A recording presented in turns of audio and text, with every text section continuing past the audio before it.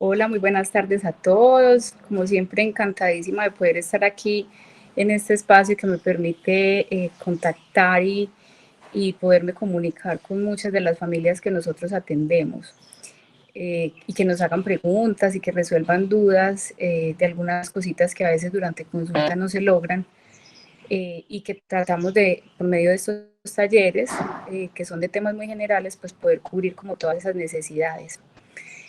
Esperamos entonces que al finalizar o si de pronto en medio de la charlita se da alguna pregunta, yo voy a ir revisando el chat para mirar listo. Pero normalmente hacemos las preguntitas al final. Bueno, vamos a empezar hablando un poquito, o más bien retomando, sobre, como siempre hacemos, sobre lo que es el duelo y en este caso lo que es el duelo anticipado, ¿cierto? Para posteriormente pasar a hacer una reflexión de por qué, digamos, que el paciente conozca toda la verdad de su situación es muy beneficioso tanto para él como para la familia. Entonces, como siempre hemos hablado, que ustedes saben que el duelo no se refiere solamente al momento en que alguien fallece, sino que se refiere a cualquier tipo de pérdida que tengamos, ¿cierto? Y hemos hablado que cuando nos diagnostican una enfermedad, cuando tenemos un momento tan difícil de enfrentarnos a una enfermedad crónica, terminal o degenerativa, pues empieza un proceso de duelo, tanto para el paciente como para la familia. ¿Por qué? Porque estamos perdiendo lo que es nuestra salud. Estamos perdiendo ese familiar como solíamos tenerlo, ¿cierto? Al papá, que ya tal vez no va a ser el proveedor, va a seguir siendo mi papá, sí, pero ya no es el proveedor. Y me enfrento a ese proceso de duelo de perder ese papá como lo conocía. Hemos hablado del duelo en el Alzheimer, ¿cierto? Que es un duelo ambiguo porque tenemos la persona ahí, pero a la misma vez ya no la tenemos porque su mentecita no está. Entonces, el duelo anticipado, digamos que es el término que dentro de todo este cuento del duelo, pues nos va a hacer como una referencia a la situación que vivimos como de manera parcial, a veces total, pero que digamos tiene un inicio desde antes de la pérdida, ¿cierto? Desde antes de que perdamos a esa persona porque fallezca o porque ya está muy frágil. Se da casi que, digamos, empieza desde el momento en que nos dan un diagnóstico y es un duelo que prepara a las personas para el momento inevitable ya de un fallecimiento, ¿cierto?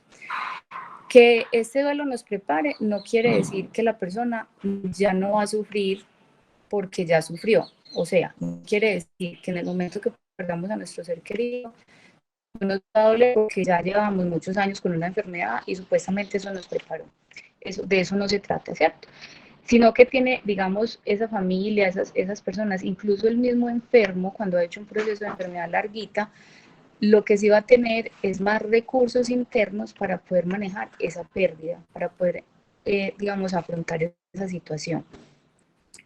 Y que obviamente al prepararnos, pues esta pérdida no nos va a tomar de sorpresa, como sería de pronto una muerte súbita, que trae pues un duelo de pronto más, no complicado, pero sí como ese momento de shock más fuerte y más representativo, ¿cierto? Como les dije ahorita, en el duelo anticipado se ve como un duelo ambiguo también, porque es como la contradicción de que tengo a la persona ahí con su madera frágil, delicada, pero continúa conmigo, ¿cierto? Y eso a veces hace que se dificulte como entender eso. Vamos entonces a revisar las etapas de duelo, que también las hemos tratado en muchos talleres, pero como en otros contextos, ¿cierto?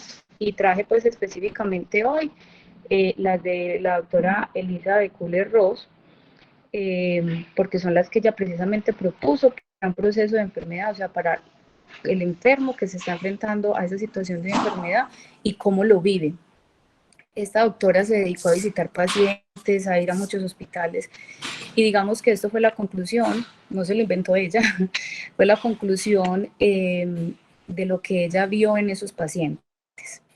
O sea, esto viene de la realidad, no es como algunos otros casos en donde son teorías muy bonitas y luego cuando uno las va a aplicar no se ajustan a la realidad, sino que esta surgió de la realidad y ella pues ya con su capacidad académica la logró convertir pues como en esa teoría de la que hoy día pues nos pegamos mucho los profesionales.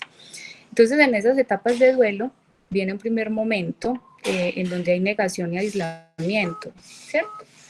Esto, dame un minutico que me está sonando aquí algo. Espero que eso no les suene a ustedes allá. Ya.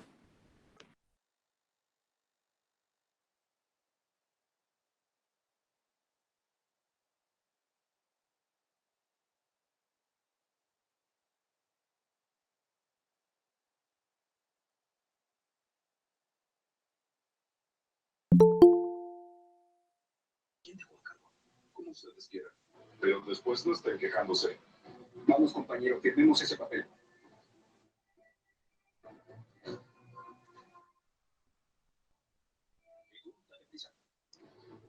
No se preocupe, le doy una segunda mano y termino.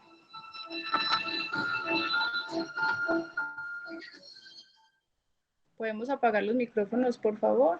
Los que los tenemos encendidos. Ok. Todos me están escuchando, ¿cierto? Hubo ahí como una pequeña desconexión.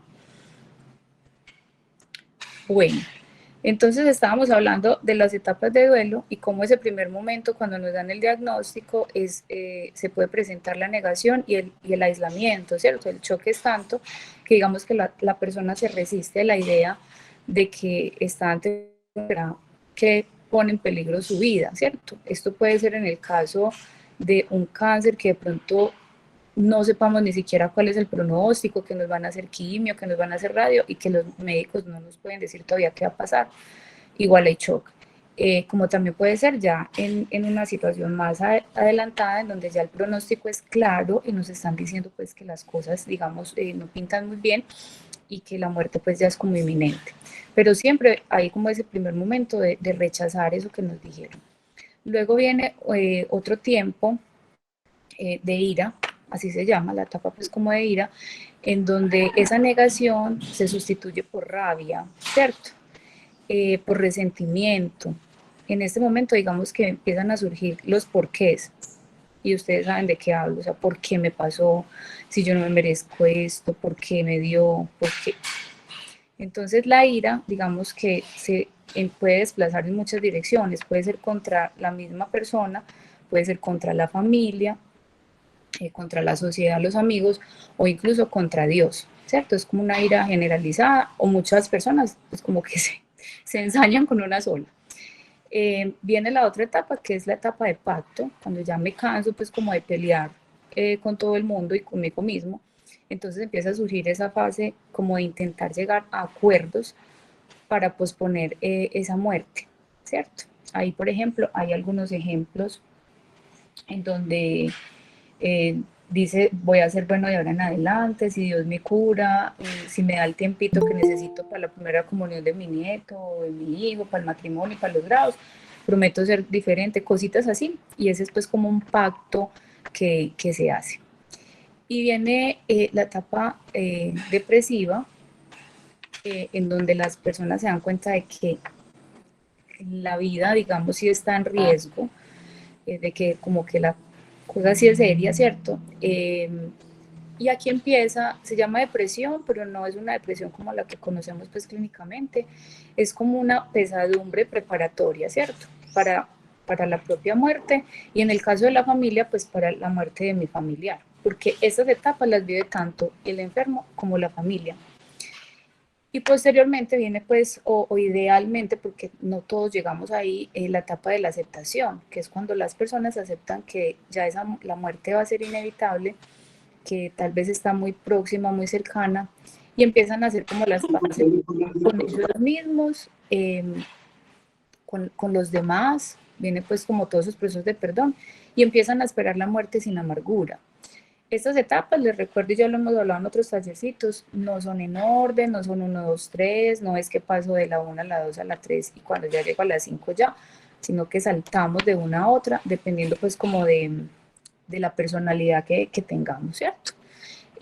No, no duran lo mismo en una persona en otra. Hay personas que a veces se quedan mucho tiempecito en la negación, pasan rápido por la ira o no pasan por la ira. Hay otros que se quedan con la ira todo el tiempo. Entonces, digamos que esto es variable.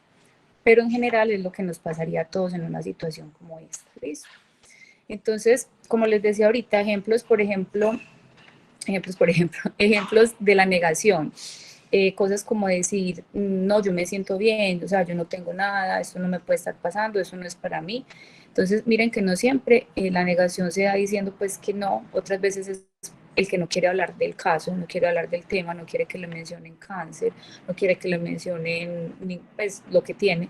Eso es la manera como negamos, ¿cierto? Les decía que la ira es esos por qué, de por qué yo, de que no es justo, de cómo me pasó esto a mí, de buscar culpables también, si fue que los médicos me diagnosticaron tarde, si fue que la EPS falló, si fue que yo no le puse cuidado pues a mi esposo o a mis padres y si hubiera hecho eso en un tiempito más adelantadito, entonces se hubiera hecho algo, ¿cierto? Pero es como también una manera de negar mientras buscamos culpables. En esa negociación, digamos que psicológicamente podemos empezar como a unirnos mucho como familia, se da mucho esa unión, porque ya hay un entendimiento de que la persona va a fallecer, tanto él como la familia, y empieza también la familia a pensar si tengo más tiempo de llevarlo al mar, de hacer este paseo que siempre soñamos, de comprarle lo que necesitaba, la casa, todas las cosas con las que habíamos soñado, ¿cierto? Esos son pues como unos ejemplos. Bueno, y de la aceptación es una frase que he escuchado de las personas enfermas con algún diagnóstico, es esa idea de, bueno, yo no puedo luchar contra esta enfermedad, ¿cierto? Entonces mejor me preparo para ella. Eso me lo dijo una vez una paciente. Ellos ya empiezan como a decir, bueno, aquí no hay más que hacer, entonces ¿cómo lo vamos a tramitar? Hay personas que llegan a ese momento de fallecimiento aún con ira, aún depresivas y sin lograr aceptarlo. Por eso les decía ahorita que no todo el mundo llega pues como a ese ideal de aceptación. Bueno, me paso acá. Entonces, vamos a hablar de la conspiración del silencio. Ahí les traje unos muñequitos muy representativos de esa situación. La verdad es que, digamos, saber por anticipado, como les estaba diciendo ahorita, con ese duelo anticipado, de que ya no hay solución posible, de que la única salida es, ¿cierto?, ese fallecimiento que va a llegar en cualquier momento, que inclusive muchos pacientes empiezan a desearlo porque son tantos sus dolores y sus malestares, que ven que esa es la única salida, ¿cierto? Entonces, tanto el enfermo como quien está sufriendo de su lado, el familiar, pues se va a enfrentar, como vimos ahorita con ese duelo, a lo que se puede decir una montaña rusa de muchas emociones, un ánimo muy cambiante, ¿cierto? Acompañar esa enfermedad se vuelve prácticamente como la forma de vivir ese duelo anticipado, o sea, el estilo en el que vamos a hacer ese acompañamiento. Eso es lo que es el duelo anticipado, porque a veces se nos vuelve como un mundo ese término y uno dice, pero ¿eso qué será? O ¿cómo lo hago? ¿Cierto? Son las maneras que yo desarrollo para ir enfrentándome día a día a esos cambios y a todas las pérdidas que la enfermedad trae, ¿cierto? Entonces, como les dije ahorita, ese duelo va a comenzar con el diagnóstico, cuando nos dicen que tenemos una patología que pone en riesgo nuestra vida y que nos empieza a preparar para ese apagamiento progresivo pues, que va a tener esa persona. Entonces, esta caricatura que les traje acá, les decía ahorita que era muy representativa de algo que el personal de salud vivimos mucho, sobre todo cuando son especialistas de oncología, yo diría que los más, porque a veces de pronto la gente ante una palabra de POC, insuficiencia renal, no se angustia tanto como se angustia con la palabra cáncer, ¿cierto? Entonces le toca a uno ver muchas veces cuando llegan a las citas este cuadrito que les estoy mostrando, en donde el paciente es ahí sentadito esperando y el familiar por detrás no sabe ni qué hacer para decirnos que no digamos nada, ¿cierto? Entonces miren acá cómo está el diálogo pues así muy explícito del paciente haciendo preguntas y la comunicación no verbal ahí detrás del que no quiere que se enteren, ¿cierto? Cuando estas situaciones pasan, esto es lo que llamamos cerco del silencio, y nos empezamos a ver inclusive involucrados los mismos profesionales de la salud, porque muchos médicos ante esta situación, ustedes imaginarán uno pues cómo se sentirá, pues terminan por decirle una mentira parcial o a veces total a, al enfermo. Y obviamente esa persona enferma tiene pues toda su fe en ese médico y le cree. Entonces a veces terminamos todos como siendo víctimas de lo que la familia quiere, y por eso se llama cerco del silencio, porque si nos lo tuviéramos que inventar, pensar pues como en la mente, sería como el paciente en la mitad y todos, tanto médicos, todo personal de salud, familia, haciéndole un cerquito para protegerlo de la realidad. Listo, todo lo hacemos con la mejor intención, porque siempre hay una idea de que pues si no lo hacemos, la persona se va, digamos, a poner mal emocionalmente. Hay personas que nos dicen es que se muere antes, donde le digamos, yo creo que se muere antes, ¿cierto? Hay todas estas ideas, entonces siempre desde el proteger, como a mirar eso como una opción. Bueno, entonces, hablando pues de lo que ocurre, digamos, con los procesos de, ay, denme un minutico aquí, con los procesos de duelo en general, ¿cierto? Todos esos sentimientos que la familia vive y el mismo paciente de impotencia, de irritabilidad, ya hemos dicho también que son síntomas muy frecuentes en un proceso de duelo, es totalmente normal, ¿cierto? ¿Qué pasa? Que muchas veces para muchas personas toda esa frustración empieza como a derivarse en sentimientos o sensaciones de culpa, ¿cierto? Y podemos empezar a sentir, eso también lo hemos conversado en otro taller, de que queremos que digamos, el sufrimiento de nuestro familiar termine. Y esto nos hace sentir muy mal, ¿cierto? Porque con nuestro corazón deseamos que esa persona se ponga bien, que pueda vivir mucho más tiempo, y entonces esto nos empieza a generar mucha culpa y no sabemos cómo manejarlo. A veces por esas razones es que terminamos haciendo ese cerco del silencio, pensando que es lo mejor para la persona, ¿cierto? Pero la principal recomendación aquí es como tratar de entender lo que está pasando, eh, escuchar mucho a esa persona que estamos acompañando, qué es lo que siente, por qué sufre.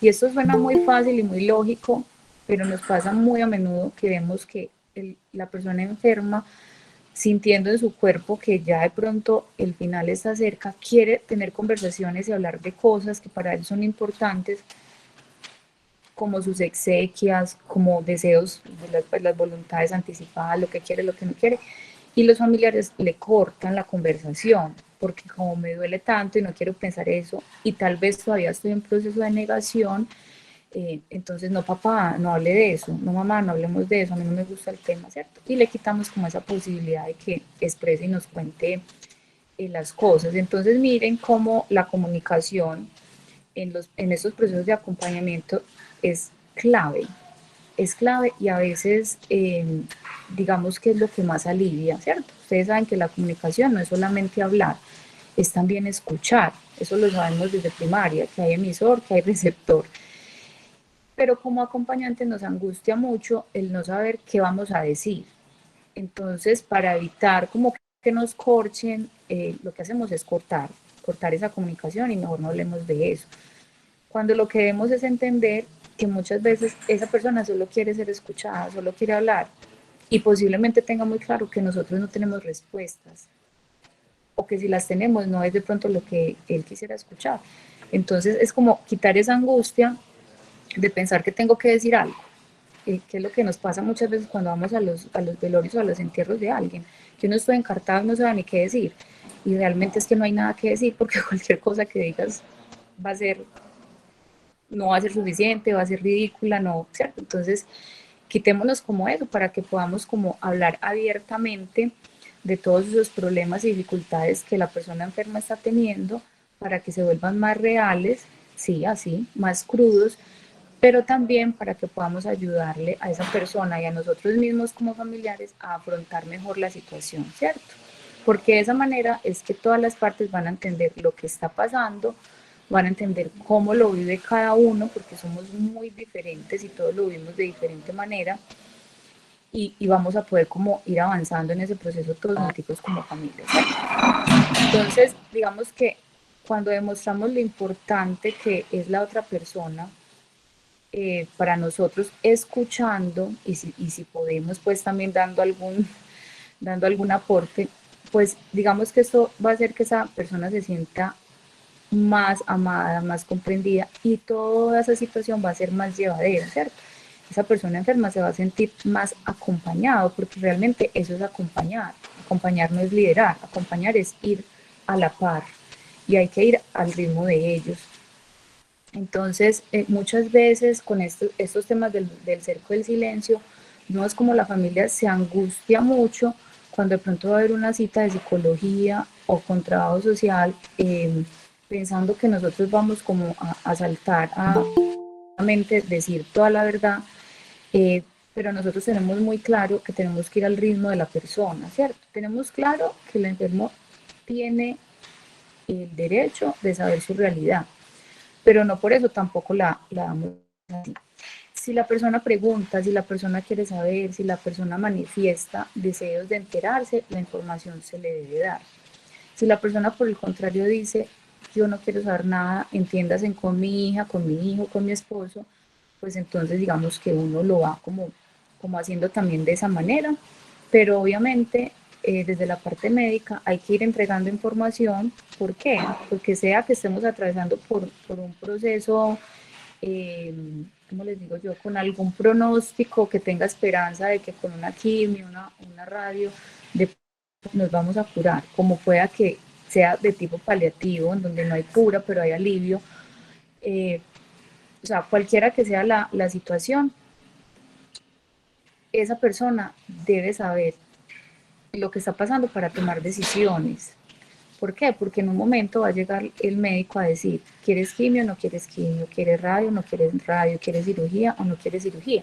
Entonces, si como familia no lo informamos, adivinen a quién le va a tocar tomar esas decisiones, ¿cierto? Porque si yo no sé que tengo cáncer, ¿cómo me van a poner a decir si quiero quimio, por ejemplo?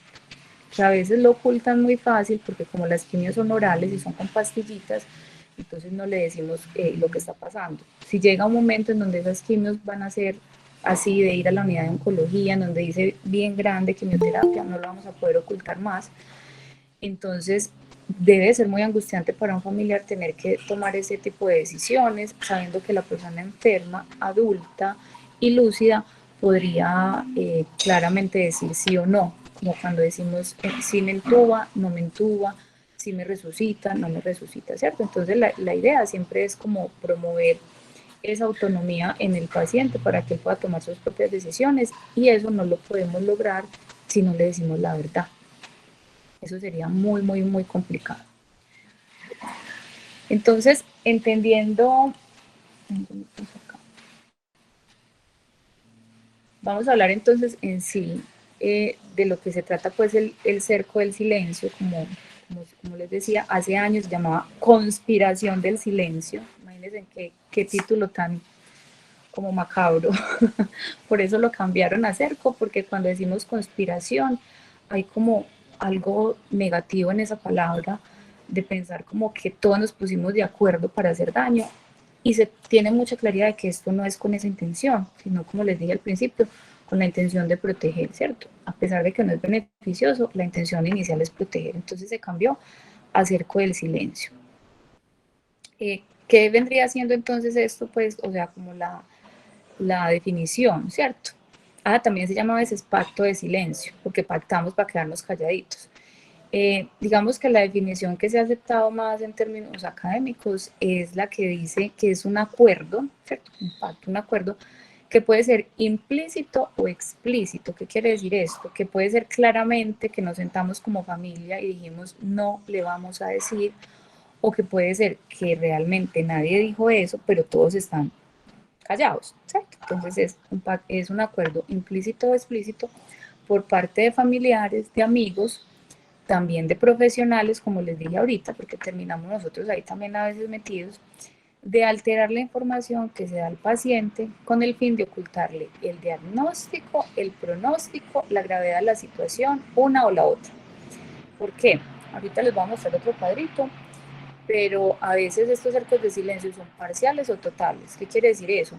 Que, que pueda que el paciente sepa que tiene cáncer, pero no sepa que tiene metástasis y que ya su final se acerca.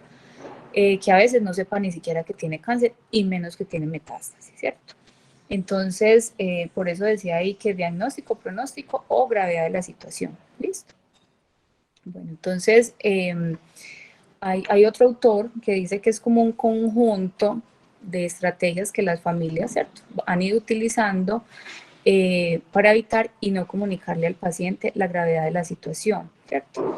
Y digamos que con esas estrategias empiezan como, pretenden, por decirlo así, mantener una comunicación con un falso equilibrio de normalidad, vayan teniendo todas esas palabritas en cuenta, intentando ocultar información que se estima que va a ser angustiosa, que va a ser inapropiada y que va a ser muy mala, muy nociva para el paciente, ¿cierto? Esas son como las razones. Por eso, pues, la comunicación se empieza como a ver como con un exceso de afectividad, esa es una opción, o también se empieza a ver distante y superficial. ¿Listo? Esa es una como de las consecuencias que hay.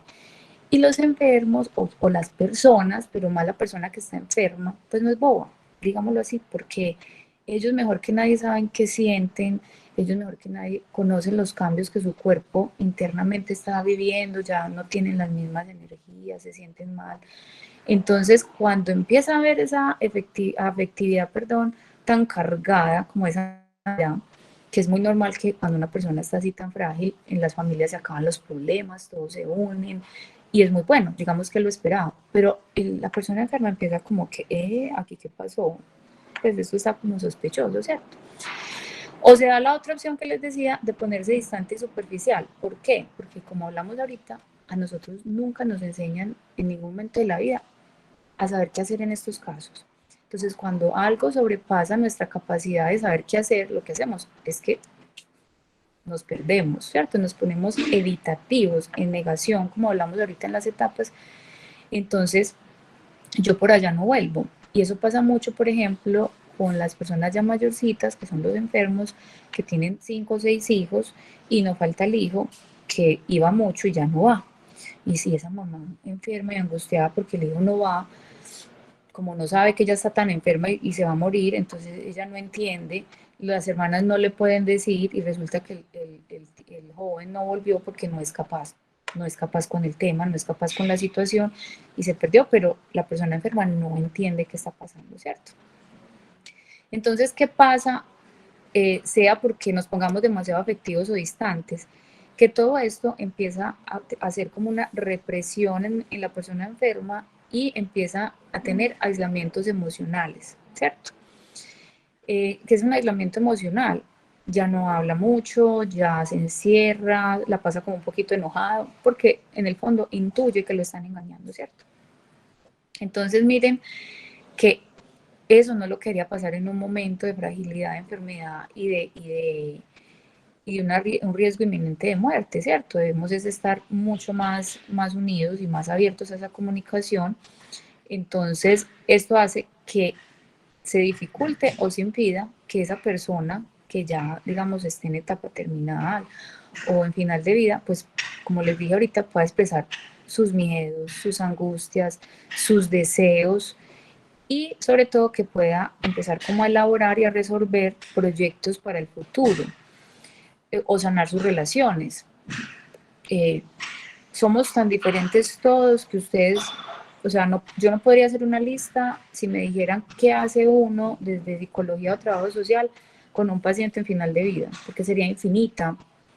¿Por qué? Porque todos los pacientes son diferentes y tienen intereses distintos, ¿cierto? Entonces está el que lo más importante en su final de vida es conocer el mar porque nunca fue, está el que es un bautizo, una comunión, una boda de un familiar, está el que lo que más le importa es poder arreglar la parte, digamos, legal de su propiedad para dejársela a X persona, está el que necesita que alguien lo perdone o perdonar a alguien, encontrar y digamos, conectarse con alguien. Entonces, esa lista es infinita y créanme que a veces aparecen cosas que uno ni espera, de toda clase. Entonces, cuando esa persona hace este proceso que les acabé de decir, por no contar, por nosotros no contar lo que es necesario, Entonces no estamos facilitando que esas cosas se den porque simplemente todo el mundo está callado y no podemos promover que la persona pueda resolver sus asuntos pendientes, que es como se llama, ¿cierto? Entonces miren que ese ocultamiento de la verdad empieza a crear una dificultad muy grande en la relación del enfermo con su familia y con el personal sanitario también, que se supone que deben de ser las relaciones más fortalecidas en un momento de enfermedad, ¿cierto? Porque entonces, ¿qué pasa? Esa familia y ese enfermo se reúnen y no saben de qué hablar, se evitan los temas pues como habituales, a veces no hay contacto visual porque cuando sabemos que estamos guardando un secreto, engañando a alguien, no somos ni siquiera capaces de mirarlo a los ojos, ¿cierto? Entonces no hay contacto visual, se empiezan a tomar decisiones en nombre del paciente, lo que les dije ahorita, cuando él podría decidir qué hacer. Y esto empieza a pasar como no existiera. Entonces miren que como un mensaje indirecto de que estás pero no estás, o sea, estás vivo pero nosotros vamos a decir por ti, ¿cierto? Y acá digamos que a manera de ética, por decirlo así, e incluso hasta en aspectos legales, lo que estamos haciendo es no respetando la autonomía y la libertad de la persona, que ustedes saben que eso es un derecho que todos tenemos, ¿cierto? Entonces, no es así tan sencillo como pensar que lo hago con todo mi amor y mi corazón, porque miren todas las repercusiones que tiene. Entonces, debemos de pensar que todos tenemos una necesidad y una condición humana, una necesidad muy grande de vivir una vida, digamos, en donde nosotras podamos elegir nuestra propia historia, ¿cierto? Y sobre todo cuando ya esa lección nos está hablando de ese punto final de nuestras vidas. Yo pienso que todos quisiéramos decir como queremos. No faltará la persona que por situaciones psiquiátricas, emocionales y todo, pues sí sea, digamos, riesgoso contárselo. Esos casos también suceden. Pero en general todos venimos como con el kit para darle, pues hacer frente a esas situaciones. Eso no quiere decir que no duela y eso no quiere decir que no es difícil, pero sí quiere decir que sí podemos, digamos, transitarlo y gestionarlo. A veces ni siquiera superarlo, pero sí gestionarlo. ¿Listo? Ustedes saben, los que están en el programa de cuidados paliativos, que se los repetimos mucho, que esto de los cuidados paliativos, pues todo lo que busca siempre es dar como esa respuesta profesional, pero sobre todo humana, que esté como muy coordinada al paciente, a las necesidades de él, a sus miedos, a todo lo que decíamos ahorita, y sobre todo a garantizar la calidad de vida de ese paciente y de los cuidadores, ¿cierto?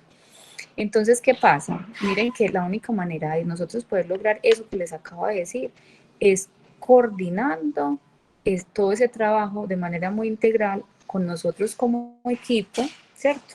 Con la familia, obviamente, porque lo que queremos es que otorgar mayor dignidad al final de la vida de esa persona enferma.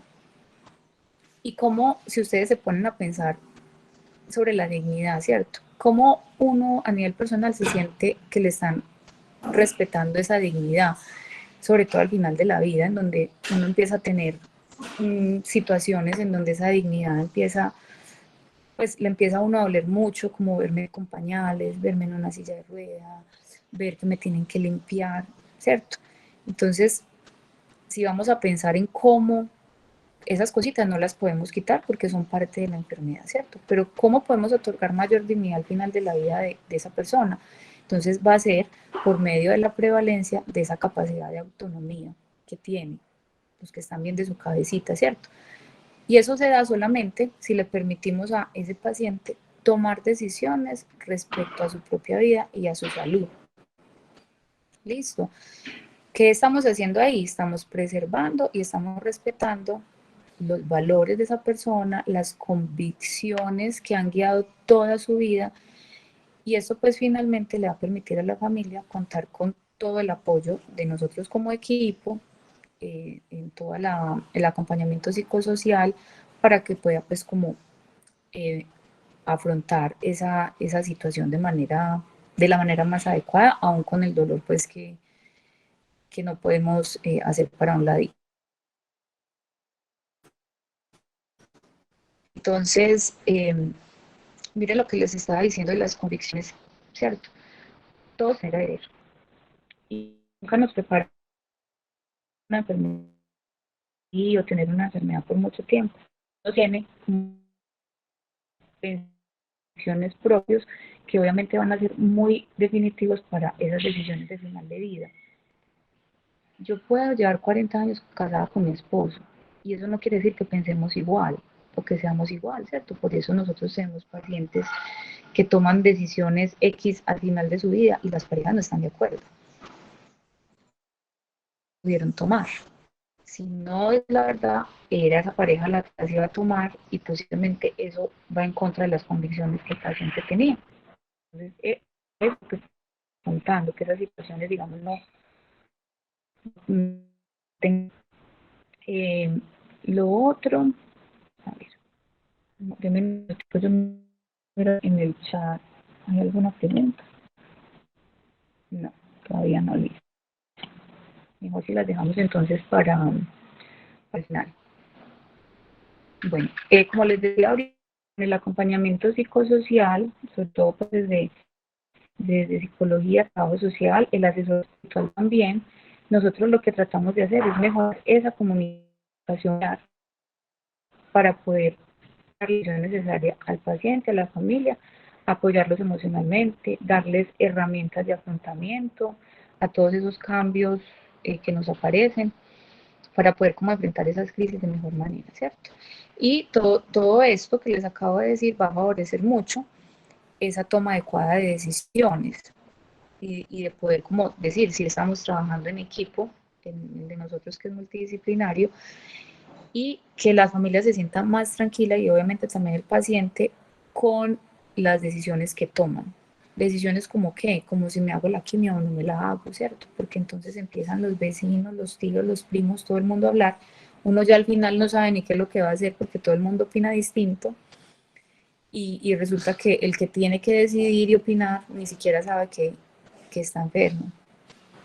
Entonces aquí buscamos es la participación activa, primero del paciente y a la vez, obviamente, de los familiares para esa toma de decisiones. Bueno, y como les dije ahorita, favoreciendo siempre la autonomía de esa persona que está enferma. Esto es pues como un gráfico que les pongo de lo que pasa en todo lo que hemos hablado este ratito. Aquí están, digamos, como los tipos de conspiración, que ahorita más o menos se los mencioné, que puede ser parcial, si sabe el diagnóstico, pero en el pronóstico puede ser total, que no sabe nada. Y digamos que no solamente a veces sea una conspiración un poquito más rarita, que es que el paciente sí sabe su condición, pero no quiere que la familia se dé cuenta. En esta nosotros no somos tan persistentes porque vuelve o sea, va a predominar siempre el derecho del paciente. Entonces ahí digamos que uno sí puede mantener el secreto, pero tratamos también de explicarle a él pues, los beneficios que va a tener para su familia saber hacer ese proceso de duelo anticipado que hablábamos al principio. Entonces les voy a hablar un poquito como de los tipos de cercos, por decirlo así. ¿Listo? Digamos que está el paciente que no sabe nada, ¿cierto? Entonces, digamos que la familia conoce el estado inminente de muerte de ese paciente, o sea, que es terminal, pero el paciente no lo conoce. Ese es el que más hemos hablado pues, todo este rato, ¿cierto? Entonces ya les dije que esto va a limitar al paciente a poder hacer su despedida, pero obviamente emocionalmente lo va a tener, digamos, tranquilo, supuestamente. Lo que pasa es que ahí viene la otra posibilidad, que es el paciente que sospecha algo, ¿cierto? Entonces es el paciente que nota que todos saben algo, él trata como de validar o invalidar esa sospecha, pero no es capaz nunca como de llegar a una conclusión, entonces esta es como una situación muy inestable que expone a este paciente continuamente a conflictos emocionales, porque todo el tiempo están evitando las preguntas que él hace y vive con una incertidumbre que aumenta cada día más porque sabe que pasa algo, pero no logra identificar qué es. Y a veces se empiezan a creer cosas que son hasta peores de lo que está pasando, ¿cierto? Entonces hemos tenido pacientes que con un cáncer, que están en una quimio, paliativa, digamos, no es curativa, es paliativa, pero es oral, es con pastillitas. No le están la familia no les preguntó si se la querían hacer, si no, no le dijeron. Y resulta que él intuye no solo que tiene cáncer, sino también que tiene metástasis, y resulta que tiene metástasis, ¿cierto? Y esa persona sufre meses y meses pensando que tiene metástasis y que eso es lo que la familia le está ocultando. Y miren que en ese caso no era, digamos, tan malo el pronóstico, pero él se está en medio de su incertidumbre creando como historias en la cabeza que son más, pues que son peores que la realidad. Está también el paciente o la situación de cuando nadie sabe nada, ¿cierto? Entonces esta situación, digamos que tanto el paciente como la familia, a ver, el paciente, la familia y el equipo conocen la existencia de una muerte inminente, pero todo el mundo, incluyendo el médico, actúa como si nadie sabe eso, ¿cierto? Como si nadie conociera la realidad. Entonces, aquí lo que sucede es que el paciente empieza a tener una sensación de soledad, o sea, de mucha soledad, y de lo que les decía al principio, de aislamiento, porque hay una molestia, porque me están engañando, ¿cierto? Y es ambiguo porque muchos pacientes se acomodan en esa realidad de que nadie diga nada, pero hay una molestia al mismo tiempo, o sea, como que no saben qué elegir, ¿cierto? Y está la situación de cuando todos saben, cuando todos lo saben, entonces digamos que en esta sí el paciente es el dueño de su destino, el paciente asume su muerte, esa muerte digamos que es compartida con toda la familia. Entonces, por eso ese no lo anoté ahí, porque digamos que ese es el más adaptativo, que todo el mundo sepa y que el proceso se vaya dando. Y está la situación en donde la condición médica, la situación del paciente, ni se plantea siquiera, ¿cierto? Entonces, en este caso, digamos que la opinión del paciente, la familia piensa que no es necesaria. Eh, Estos serían pues como más que todo los casos de comas profundos, pero ocurre también mucho con personas que están bien de su cabecita y la familia simplemente pues como que piensa, no, no tenemos que preguntarle, porque no sabría qué contestar, decíamos nosotros, listo. ¿Qué se encuentra, digamos, sobre esta situación en las personas que han tenido experiencia con estos casos, en las personas que han hecho incluso estudios e investigaciones, porque ustedes saben que todos investigan? Dice que digamos, a ver cómo les explico, que en la mayoría de los casos la persona es capaz de, digamos, de asumir su situación, ¿cierto? Así sea quedándose en negación, en la ira, en cualquiera de esas etapas de las que hablamos ahora, pero que son capaces de salir adelante. Eh, pero mucha gente cree, sobre todo la familia, de la persona pues que está ya así en esa condición, que lo mejor es que no se hable del tema. Y tienen esa idea de que con eso se evita la preocupación, pero las investigaciones muestran que no es así, que son más los beneficios que digamos los perjuicios que podemos tener.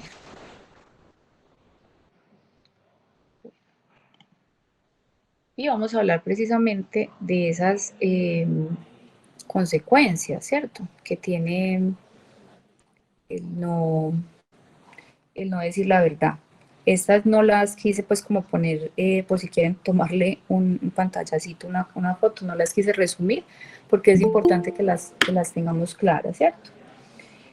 Ya hablamos de lo que es la pérdida de autonomía para esas tomas de decisiones, ya hablamos de que emocionalmente el paciente se empieza a frustrar ante ese deterioro y el no saber qué es lo que está pasando con él. Ya hablamos de que hay aislamiento social, de que esto va a provocar falta de confianza en la familia, en los médicos, y eso pues es nefasto, porque si tú estás enfermo y no puedes ni confiar en tu médico, pues imagínate. También puede perder la oportunidad de, digamos, cubrir esas necesidades espirituales que son muy propias de un proceso de final de vida, porque cuando ya nos vemos, empezamos a ser como más profundos, a ver las cosas diferentes, pero se pierde esa oportunidad. como acercarnos más al Dios en el que creamos, a reconciliarnos, a estar en silencio, a tener gratitud con nuestra vida. Y como les dije ahorita, empiezan a haber aparición de preocupaciones, como dice aquí, fuera de proporción, cosas inventadas, cosas que no son, y esto puede desencadenar pues ansiedad, miedo, depresión, confusión y mucha rabia. Escuchamos muchas veces familiares que dicen es que se mantiene enojado, yo no sé por qué, ¿cierto?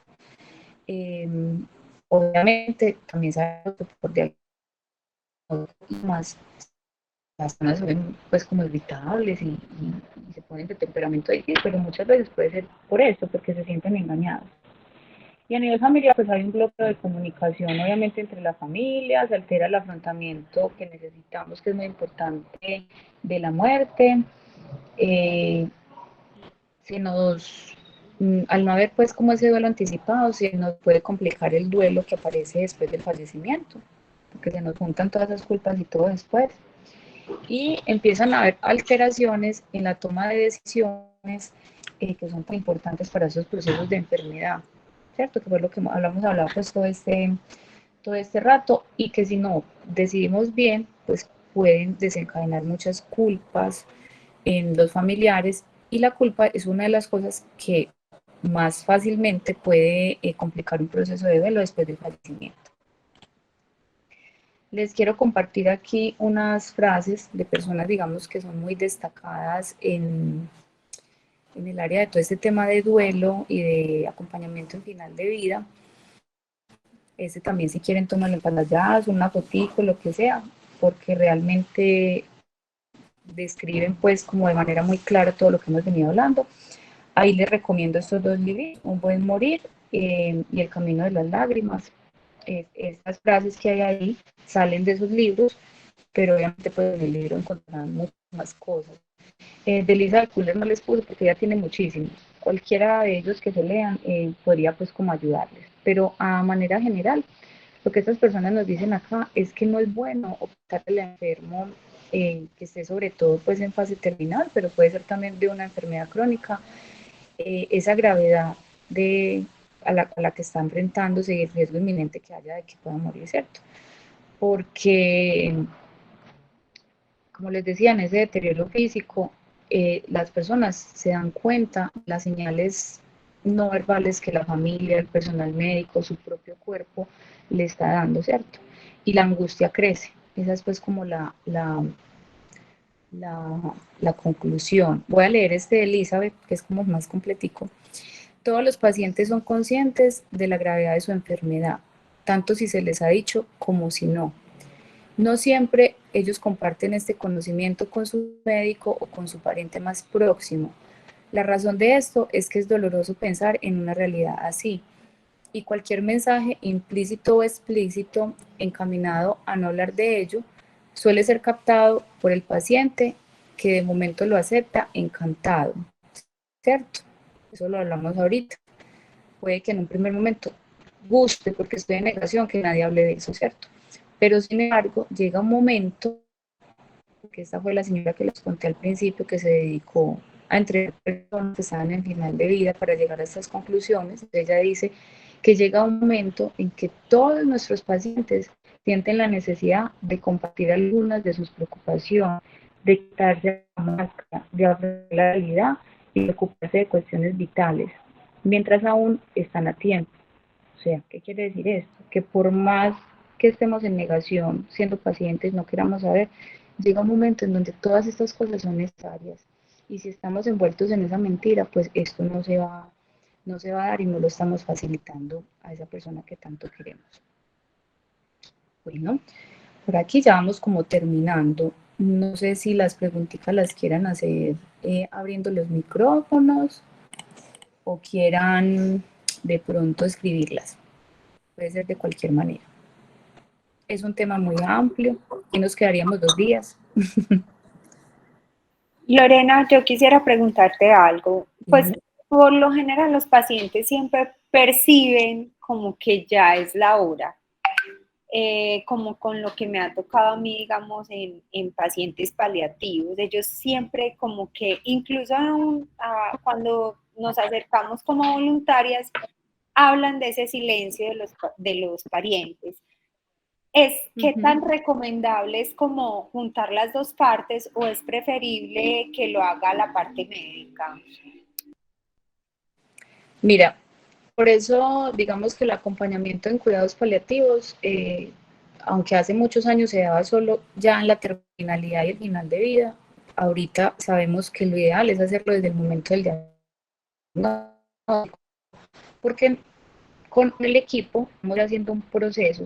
A nosotros nos llegan muchas familias como la caricatura, en esa situación de no hablar, y nosotros vamos de a poquitos, lentamente, mostrando todo lo que les expliqué hoy, que ellos se den cuenta de las repercusiones que va a tener, las consecuencias, y bueno, todo lo que va a pasar, y obviamente dosificando la información. Entonces, en esos casos, con éxito, logramos que el momento de final de vida, que es los que tú estás describiendo, pues no se den bajo esas condiciones, sino que ya estemos todos como equipo, como familia, abiertos a hablarlo, ¿cierto? Abiertos a decir, este es el momento de llamar al sacerdote, este es el momento de traer el nietecito bebé, ¿cierto? ¿Por qué? Porque lo que tú dices es cierto, el silencio, y después empieza a llegar un montón de gente como a despedirse, pues es lógico que algo está pasando. Y a veces nos tocan familias llorando y diciendo, yo quisiera que el padre viniera, pero es que si yo lo traigo, mi papá que se está muriendo. Y le niegan al enfermo eso hasta último momento, porque no se ha ido todo ese proceso de abrir como esos canales de comunicación. Entonces, yo te entiendo, ya para ese momento es complicado. Y darte como una respuesta específica sería un poquito irresponsable porque todos los casos son diferentes. Entonces, imagínate, por decir algo, no sé, si de pronto hay gente medicada por ansiedad, depresión, bueno, cosas que suceden. Uno a destapar, como decimos aquí en Antioquia, esa olla, justo en ese momento, diría, ni lo hagan, ya sigan el jueguito, continúenlo.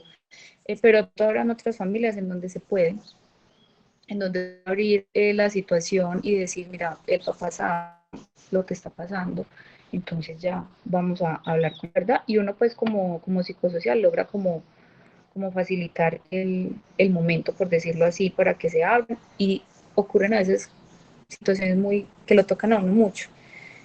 Pero que uno logra ver que tanto el que se va como el que se queda más tranquilo, ¿cierto? Como más en paz. Dolor que es otra, pero en paz, porque pudo decir, porque pudo hacer. Pero es complicado. Hay que mirar, hay muchos factores de cada familia para uno saber si lo destapa o no. Listo, mil gracias. Un gusto. ¿Alguien más? Y de pronto no son preguntitas, también aportes, si hay alguien acá de los familiares que tenga algo para contar, alguna experiencia. Lorena, buenas tardes a todos. Yamile, hola, ¿cómo estás? Bien, Lorena, bien, muchas Me encanta gracias. escucharte. Contenta de que nos invites a estos espacios. Bueno, la verdad, yo sí quería, como dices tú, más que una pregunta, es un aporte desde la experiencia muy recientemente vivida con mi mamá. Es definitivamente siempre será mejor escucharlos a ellos, escucharlos, respetar esas decisiones importantes que ellos tienen que decir en esa etapa de paliativos o en la etapa en la que estén, pues si son personas que están con todos sus cabales de poder tomar sus decisiones, escuchemos, respetemos. Si quieren que venga el padre a poner los santos óleos, eso no quiere decir a veces que es que se van a morir, a veces es que ellos solamente quieren sentir paz, hablar con ellos, los santos óleos desde la religión católica con el respeto pues de todas las creencias, es una absolución de pecados desde la fe. Entonces a veces sienten tanta paz que salen de fiesta. Mamá se los puso 3 veces y la primera vez salió muerta de la risa de la habitación de hablar con el padre y creo que definitivamente escúchenlos mucho y bueno, apóyense mucho en todos estos profesionales que de verdad que para nosotros han sido una bendición en todo el proceso. Muchas gracias, Lore. Gracias, Yamile, por compartirnos eso tan valioso. El proceso con la mamá de Yamile fue de esos que uno dice perfectos, por todo lo que ella está diciendo, porque fueron una familia que se abrió aún con mucho dolor y mucha angustia, pero todo fluyó porque hubo comunicación, le llevamos todos los caprichos que ella se pudo imaginar y fue muy bonito dentro de lo doloroso que pudo ser. Creo que don Enrique iba a hablar. No sé si se le abrió el micrófono por error o va a decirnos algo. Gracias, Lorena, por tan buenos consejos. Y yo Sí. Don Enrique, se le oye muy cortadito. Si quiere, nos puede escribir por el chat, porque se le oye cortado.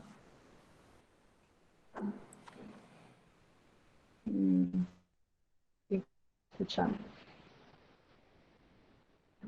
Bueno, ¿alguien más? Y si no, pues esperemos un ratico a ver si de pronto don Enrique nos escribe por ahí.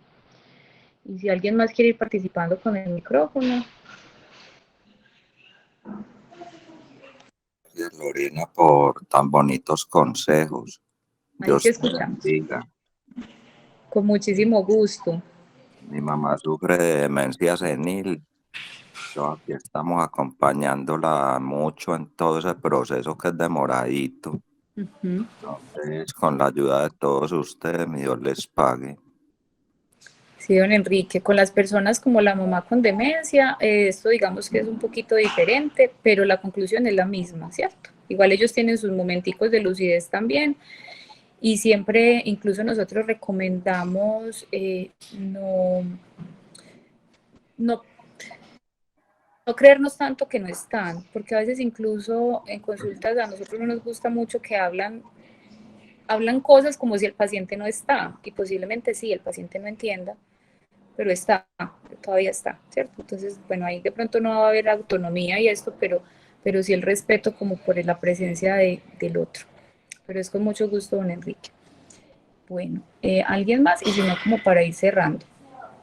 Igualmente los invitamos el próximo mes al otro taller, creo que va a ser de enfermería, se les estará pues enviando por el chat a todos el link para la participación. Pueden también comentar en el chat del programa cualquier tema que a ustedes les llame la atención y quieran que nosotros desarrollemos acá para ampliarlo. Siempre nos quedamos corticos con la hora que es, pero tratamos. Yo pienso que ya podemos ir terminando. Un abracito para todos, me encantó poder compartir este espacio con ustedes y los esperamos entonces el otro mes.